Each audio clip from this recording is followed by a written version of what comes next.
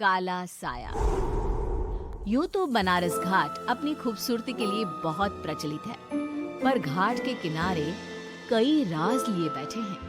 ये कहानी शुरू होती है बनारस के घाट के पास बने ममता निवास से, जहाँ प्रिया लाल जोड़े में ममता के घर उसकी बहू बनकर आती है। आओ आओ बहू, घर को अपने पैरों से पवित्र करो।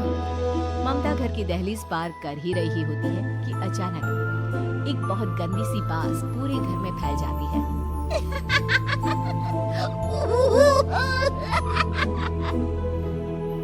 ये बदबू और ये आवाजें, ये कौन हंस रहा है माँ? ये पड़ोसी ना हमारे थोड़े अलग से है। कहाँ हम शाकाहारी और ये मांस मच्छी खाने वाले। छोड़, तू ध्यान मत दे और गृह प्रवेश कर।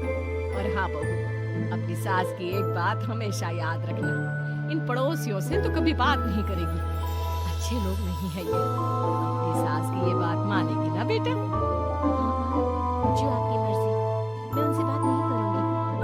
अगले दिन प्रिया अपनी पहली रसोई बनाने रसोई घर में जाती है। ये छोटी बात तो नाक में जा रही है। एक काम करती हूँ, खिड़की खोल देती हूँ। प्रिया खिड़की खोलने जाती है। इतने जाले, लगता है इस खिड़की को कभी खोला ही नहीं गया। पर ऐसा क्यों? नॉनवेज की स्मेल आती होगी ना। 2 मिनट के लिए खोल लेती हूँ, फिर बंद कर दूंगी। प्रिया खिड़की खोलती है। खिड़की खोलते ही उसकी नजर सामने वाले घर की खिड़की पर पड़ती है, जहाँ एक लड़की खड़ी होती है, हाथों में मेहंदी, लाल रंग की साड़ी, बिल्कुल सजी धजी, मानो प्रिया की तरह ही वो भी नई नवेली बहू हो। वो प्रिया को देखकर मुस्कुराती है। हे भगवान, माँ ने तो इनसे बात करने को मना किया था। प्रिया फौरन ही खिड़की बंद कर देती है और तवे पर चढ़ी रोटी की ओर देखने लगती है, पर वहाँ रोटी न होकर मछली पड़ी होती है। ये क्या? पहली ही रसोई में इतनी बड़ी गलती। हे भगवान, अब मैं क्या करूं? प्रिया बहुत डर जाती है और फौरन रसोई की सफाई करने और फिर सभी के लिए खाना बनाने लग जाती है। जब वो सबको खाना परोसती है, सब तो ठीक है, मैं बेकार में चिंता कर रही थी। हे भगवान, ऐसे ही बस अपनी कृपा बनाए रखना। रात के वक्त जब सब सो रहे होते हैं, तब प्रिया को पायल की आवाज सुनाई देती है, जिससे उसकी आंख खुल जाती है। ये पायल की आवाज कहाँ से आ रही है? प्रिया उठकर उस आवाज के पीछे छत की सीढ़ियों तक जाती है। तभी उसे बच्चे के रोने की आवाज आती है। प्रिया छत पर जाती है तो क्या देखती है? वही लाल साड़ी वाली लड़की अपनी गोद में एक नवजात बच्चे को घुमा घुमा कर सुला रही थी। तभी प्रिया की नजर उसके पेट पर पड़ती है। गॉड, ये तो प्रेग्नेंट भी है। सुनिए, बच्चा सो नहीं रहा है क्या? मैं कुछ मदद करूं? नहीं नहीं, आपके घर वालों को अच्छा नहीं लगेगा, मैं संभाल लूंगी। स्नेहा की गोद से बच्चा हाथ मारकर प्रिया की गोद में आने को छटपटाने लगता है। दोनों घर अगल बगल में बने होने के कारण प्रिया उस बच्चे को गोद में ही लेती है। प्रिया के पास आते ही वो सो जाता है। बच्चे का वो स्पर्श रात भर प्रिया भूल नहीं पाती और अगली सुबह वो छत पर कपड़े सुखा रही होती है। तभी उसे एक औरत इशारा करके बुलाती है। स्नेहा कह रही थी बाबू तुम्हारी गोद में आते ही सो गया। मैं गौरी, स्नेहा की माँ हूँ। बहू, घर आना, बाबू को खिला भी लेना।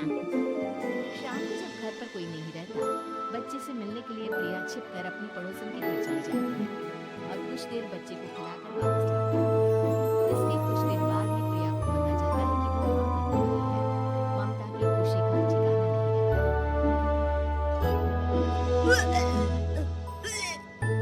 बाजी, पता नहीं क्यों उल्टी आ रही है। प्रिया भागती हुई वॉशरूम में जाती है तो हरे और लाल रंग की उल्टी करती है। उस उल्टी में से कीड़े निकलते हैं। ये क्या? फूल और ये कीड़े। प्रिया की आवाज सुनकर ममता को लगती है, पर किसी में कुछ नहीं होता।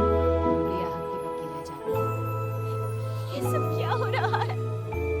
प्रिया घबरा जाती है और अपने कमरे में जाकर सो जाती है। डर के कारण वो इतनी थक जाती है कि उसकी आंख लग जाती है। तब उसे ऐसा लगता है उसके पेट पर कोई बैठा हुआ हो। कौन हो? प्रिया के पेट पर एक 5 महीने की बच्ची बैठी हुई थी, जो बुरी तरह जली हुई थी।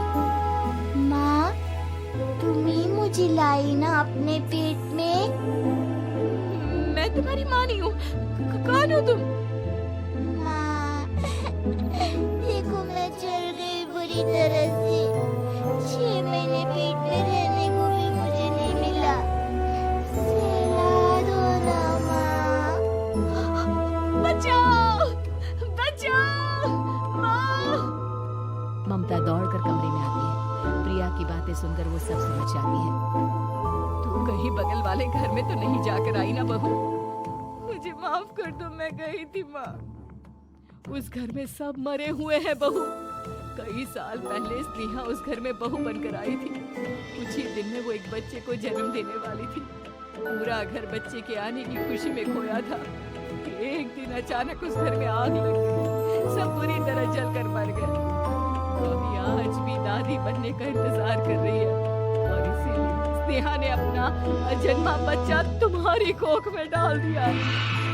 ममता ये कह रही होती है कि पीछे से उसके पैरों को एक बच्चा पकड़ लेता है। दादी, माँ, स्नेहा की गोद में यही बच्चा था। ये बच्चा कौन है फिर? तेरी मौत है।